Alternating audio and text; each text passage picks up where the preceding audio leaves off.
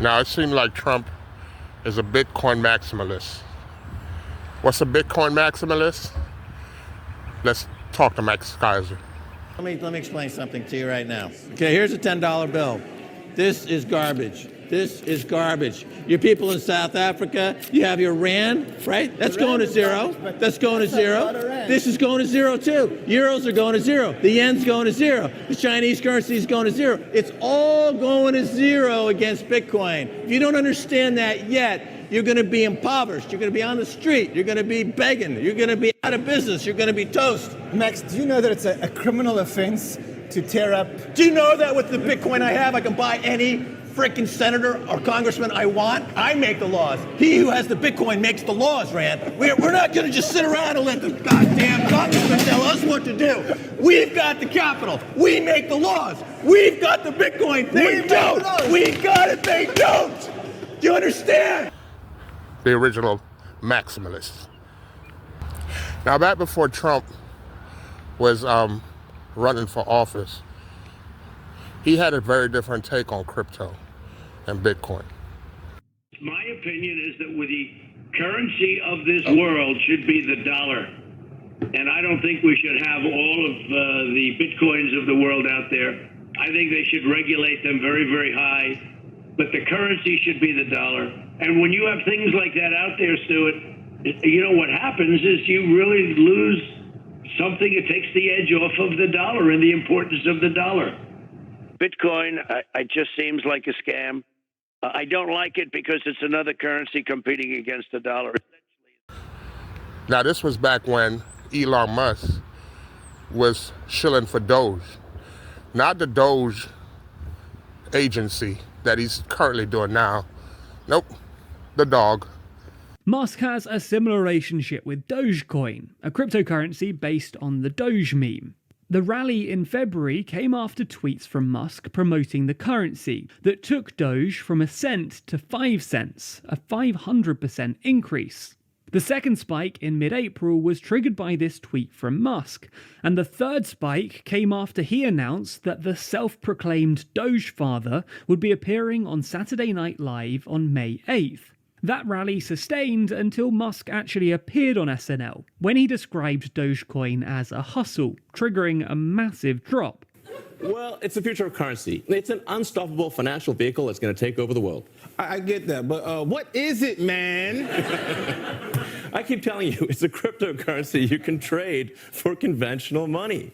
Oh, so it's a hustle. Yeah, it's a hustle. Why didn't you say that, man? Don't father everybody. It's a hustle. To the moon! Dogecoin then recovered a bit after Musk floated accepting Doge at Tesla and tweeted that he was working with Dogecoin devs. But then it followed other cryptos in that spectacular crash on Wednesday. Now, fast forward to 2024, at the peak, which I think is the peak of the Bitcoin parabolic or the cycle. I don't think we're going to have another cycle till 2030. Trump did the same thing basically that Elon did. He rode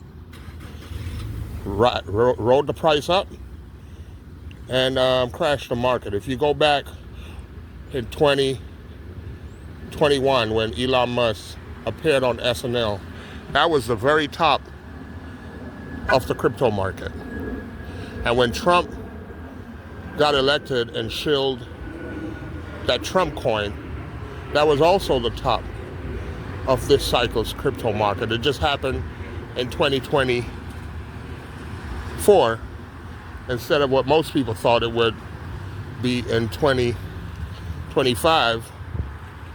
Sort of like 2017.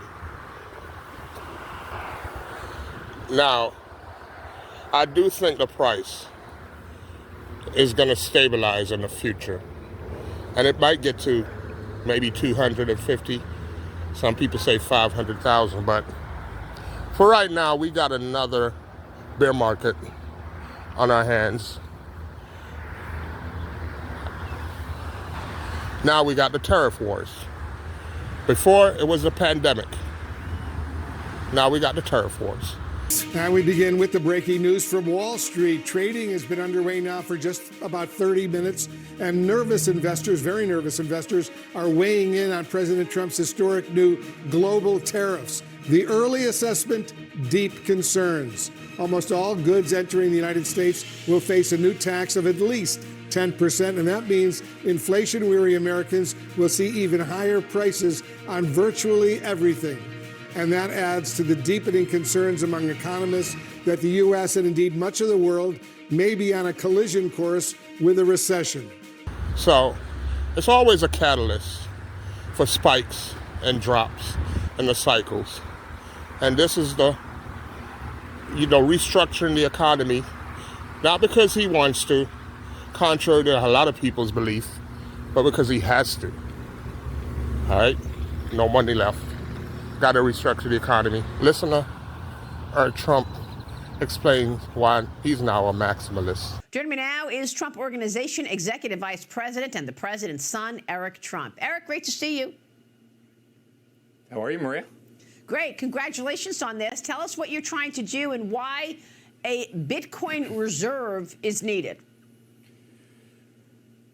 Yeah, Maria, I never thought I'd fall into the world of crypto until every bank started canceling us for absolutely no reason whatsoever other than the fact that my father was in politics, right? I mean, we got canceled by absolutely everybody. They came after us viciously. And it wasn't until that time that I realized how important crypto was, right? Something that's cheaper, faster, more transparent. You can't be canceled. That's global.